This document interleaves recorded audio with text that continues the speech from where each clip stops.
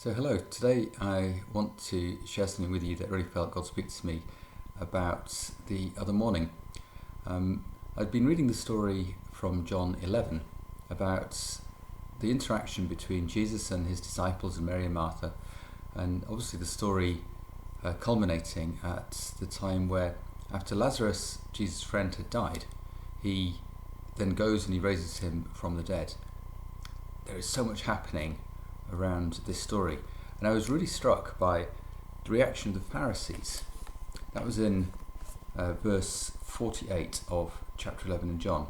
The Pharisees said, "If we let him go on like this, everyone will believe in him, and the Romans will come and take away both our place and our nation." And it helped me to realise that there was really, in all the different groups of people round about Jesus, there were a lot of different interactions and responses to Jesus himself and to the circumstances and the situations. And really there are three sets, or three groups, two groups, one individual, who responded to Jesus and who played a huge part in this story. The first of those is Jesus' followers. They were the disciples. They were Mary and Martha, and in one sense Lazarus himself, although he played a rather central role, but not a particularly active one in this story. But Mary and Martha and the disciples had other concerns as well, because the disciples, when Jesus was talking about going up to Jerusalem, the disciples were also concerned about Jesus' welfare. They said that the Jews were looking to kill you. It's a dangerous place for you to be going. Mary and Martha, when they greeted Jesus, when he did eventually arrive, they said to him, "Jesus, if you had been here, our brother would not have died." And Jesus was loved by these people. The followers of Jesus, they were doing something. They were prioritizing his presence. Mary and Martha, on the one hand, recognizing if they had had the presence of Jesus, that these circumstances wouldn't have taken place. The disciples, full of fear, because they knew that if Jesus got killed by the Jews, then they would lose his presence, and he was who they lived for.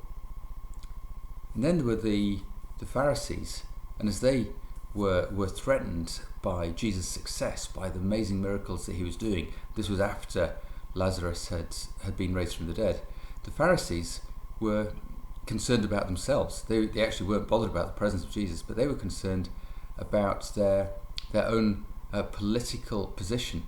But the thing is that they had misunderstood completely what Jesus' mission was about. So the question is, what were these different people protecting? Now, Mary and Martha and the disciples were protecting the presence. The Pharisees were protecting their politics. Jesus was protecting the Father's purpose. And that's what I want to encourage you to understand today. So not to be like the Pharisees. What they were protecting was worthless. And the challenge would be, what kind of things do we spend our lives protecting that are really not worth protecting? The Pharisees, had they chosen to receive Jesus as their Messiah, would have walked in to the greatest purpose and the best days of their lives. The followers, the friends of Jesus, the disciples, Mary and Martha, they actually were protecting the presence, and in so doing, they were, even in their ignorance, they were caught up into the purposes of God. Some of their reactions, however, caused them a bit of stress and a bit of strain along the way. So Mary and Martha were a little bit upset with Jesus for not having been there to save Lazarus in the first place.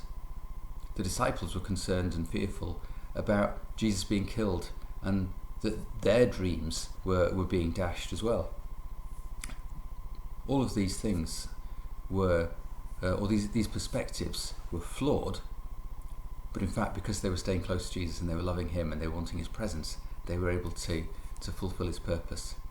Jesus, however, understood the whole picture. He understood the purpose of his being there. He understood that this was the start of Easter week. Effectively, it was a week before, not quite the start of Easter week. It was a week before Jesus' death by being killed by the Pharisees.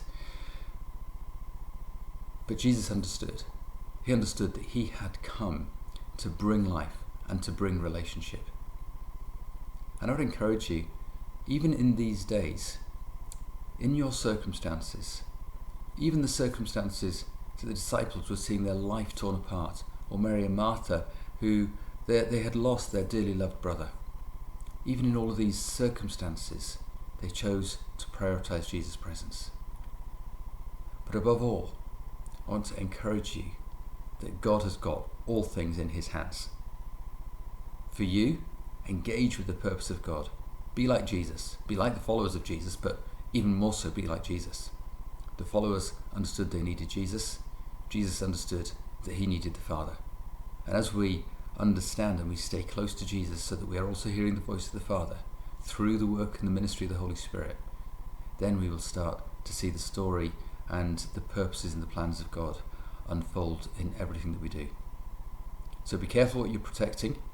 Don't protect things that are worthless. Protect your relationship with God through these times. Don't allow your purposes to be confused by that prejudice that is in your heart, and allow God to work things through you so that you are learning to come closer to him through every moment in these days.